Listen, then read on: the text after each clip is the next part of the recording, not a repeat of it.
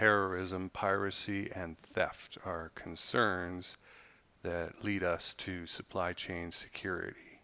We want to be able to track the custody of objects or information as they pass from one handler to another on their way from a storage facility to a user or a buyer to a seller. And let's say we've got some fish that were caught in, I don't know, somewhere in Russia and go through Korea on their way to American markets. And that's fine as long as they remain at a cool temperature.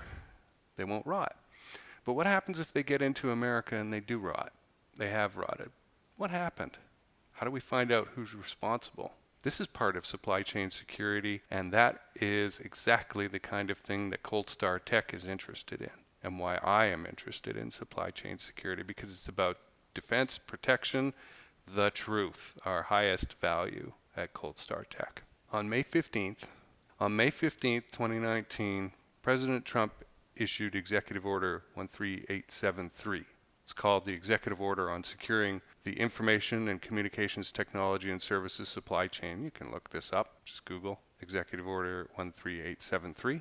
And that mouthful, Information and Communications Technology and Services, can be abbreviated ICTS, and you will see that all over the place.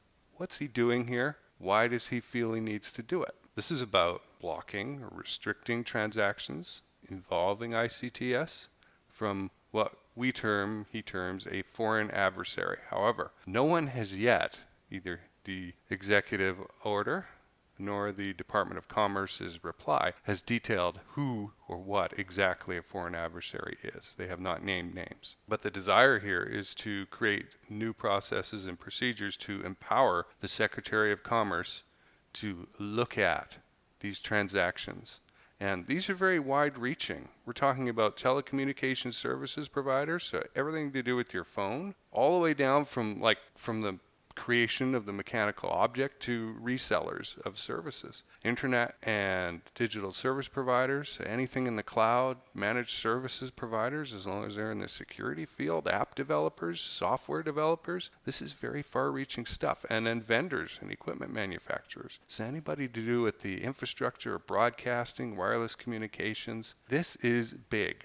And so that executive order directed the Department of Commerce to start developing new rules about how we can do this. Now, the United States is in the middle of a bunch of overlapping initiatives to improve telecommunication and internet security within the United States. And so there are a number of departments. FCC, Committee on Foreign Investment in the United States, we'll look at them, and the Department of Commerce's Bureau of Industry and Security, the Federal Acquisition Security Council, which is pretty recently created by Congress, but you didn't even know some of these existed. They are all poking around in this area and trying to come up with rules to improve ICTS. So let's take it to the space field for a moment. Quick example. Let's say a country has hosted a database of information about satellite vectors and the history of where they've been and where they've gone and maybe where they're going. And an American company accesses that information. And let's say along the way, and this is the supply chain part of it, right? That information comes out of the foreign database. It passes through a few hands before it gets to the United States user. And on the way, let's say it gets corrupted. You can inject code or an instruction into that existing code. And if nobody looks, this little ticking time bomb can go off later, right? How do we protect against that? That is an idea relevant to the space field of how supply chain security is relevant. Another purpose of this executive order and the response of the Department of Commerce is to get speed to action here. This has actually been, although you might think, May to November is a long time, it's actually really fast, especially for government, right?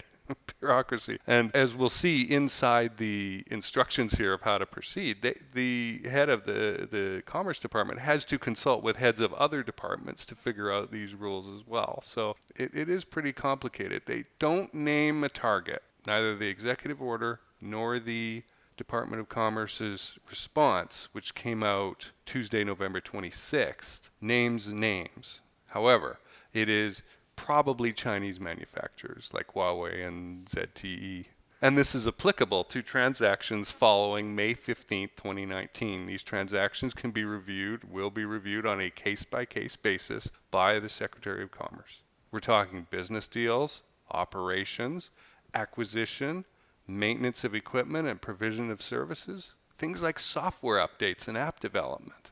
This is very far-reaching stuff.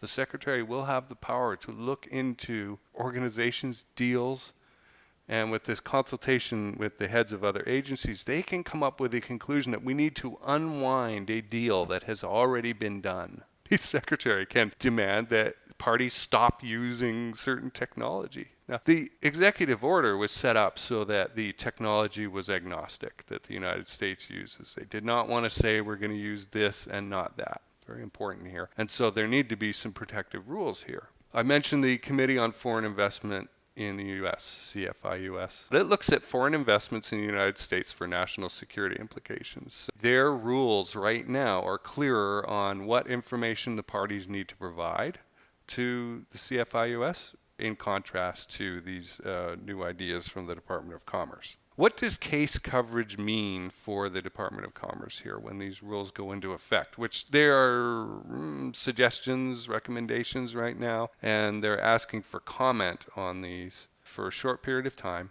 and then they're going to close that off and say, okay, here are the new rules. Case coverage means there is property in which a foreign country or national has interest. It includes information and communication technology or services designed, developed, manufactured, or supplied by persons owned, controlled by, subject to the jurisdiction or direction of a foreign adversary. And remember, nobody has been named yet.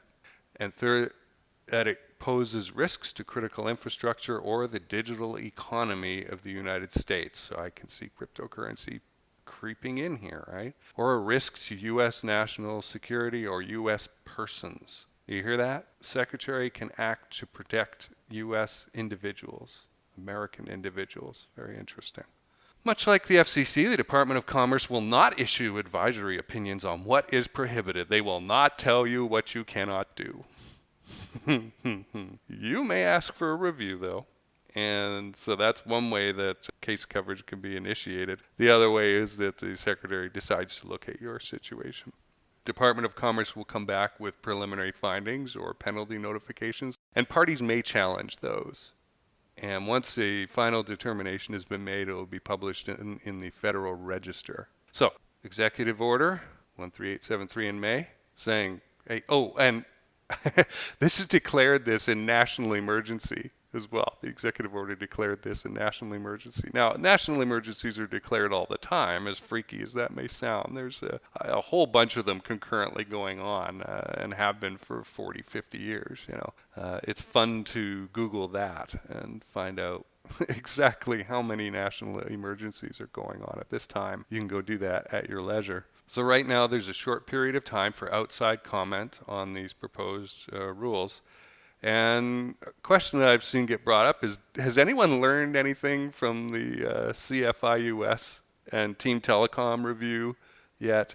Those cases that would be helpful in creating a streamlined process, a quick process here, or good process, right, as well. We want quick, but we want thorough and fair as well, right? These new rules will come into effect pretty soon, unless there's some sort of extension. I think it's important to keep in mind that we're not just talking about mergers or acquisitions here, but a very large swath of possible business deals here. I mean, if you're updating an app, updating a piece of software, they have the right to check, okay, was anything malicious injected here?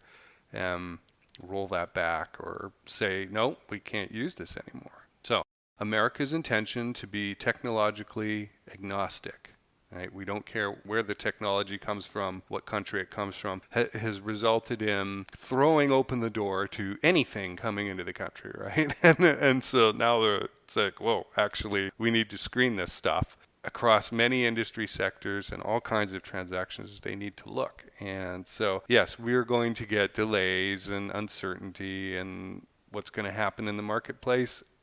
Who knows? So if you're involved in any of these sectors, I highly encourage you to read this stuff. I'll link to it in the description. A couple of different articles, one being the actual executive order and the other news release from the Department of Commerce talking about their rules and what's going to happen next. And stay tuned because this will affect space. This is Jason Canigan from Cold Star Tech. Thanks for listening.